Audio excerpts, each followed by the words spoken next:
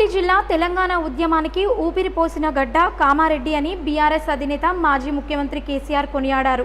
కామారెడ్డి జిల్లా కేంద్రంలో మంగళవారం సాయంత్రం రోడ్ షో అనంతరం జేఎన్ కూడలి వద్ద నిర్వహించిన సమావేశంలో మాట్లాడారు. తెలంగాణ కోసం పోలీస్ కానిస్టేబుల్ కిష్టయ్య ఆత్మబలిదానం చేసుకున్న ప్రాంతం కామారెడ్డి అన్నారు. ఇంతటి పోరాటాల గడ్డ కామారెడ్డి ప్రజలు సార్వత్రిక ఎన్నికల్లో ఆలోచించి ఓటు వేయాలని పిలుపునిచ్చారు. జిల్లా ఉండాలా వద్దా అని సభికులను కేసీఆర్ ప్రశ్నించగా అందరూ ముక్తకంఠంతో ఉండాలని నినాదించారు. మరి ముఖ్యమంత్రి రేవంత్ రెడ్డి కొత్త జిల్లాలను తీసివేస్తామంటున్నారన్నారు. ఈ నేపథ్యంలో బీఆర్ఎస్కు ఓటు వేసి కాంగ్రెస్కి బుద్ధి చెప్పాలన్నారు. జహీరాబాద్ లోక్సభ నియోజకవర్గంలో బీజేపీ 3వ స్థానంలో ఉందన్నారు. కాంగ్రెస్ ప్రభుత్వం వచ్చి 5 నెలల సమయంలోనే ప్రజలకు కష్టాలు ఎదురవుతున్నాయన్నారు.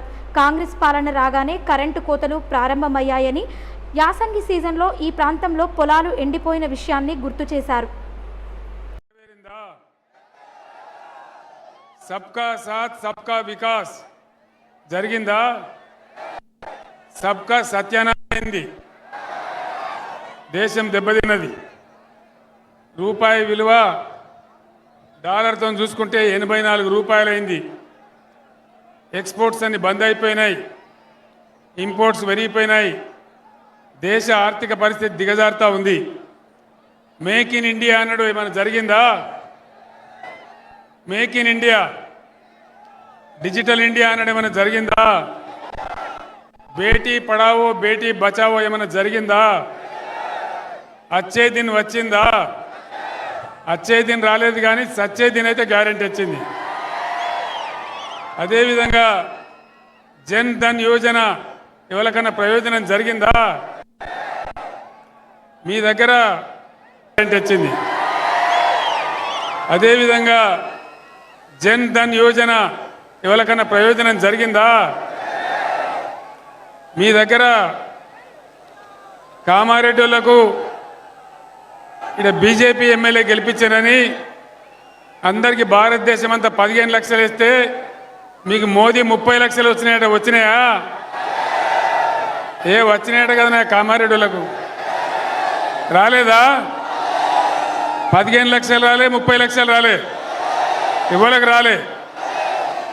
కామారెడ్డిలకు 30 వచ్చినాయట కదా, మొత్తమే రాలేదా? ఏవలకేం జరగలే. రైతుల ఆదాయం రెట్టింపు చేస్తానడు మోడీ, జరిగిందా?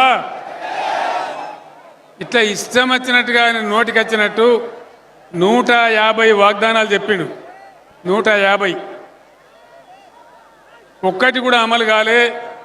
దేశ ప్రతిష్ట మంట కలిసింది, రూపాయి విలువ పడిపోయింది, అంతర్జాతీయంగా మన దేశ ప్రతిష్ట దెబ్బతిన్నది. ఇది వాస్తవం. మనకు రావాల్సిన నవోదయ కాలేజీలు రాలే, మనకు రావాల్సినటువంటి ఒక మెడికల్ కాలేజీ రాలే. మన 7 మండలాలు గుంజుకపోయి ఆంధ్రాకి అప్పచెప్పినాడు. మన సీలీరు విద్యుత్ ప్రాజెక్టు కూడా ఆంధ్రాకి అప్పచెప్పినాడు. తెలంగాణకు ఏనాడు కూడా ఒక మంచి పని నరేంద్ర మోడీ చెయ్యలే. పైగా ఆయన ఒక మాట చెప్పిండు, తల్లిని చంపి బిడ్డని బతికించిండ్రు అంటాడు.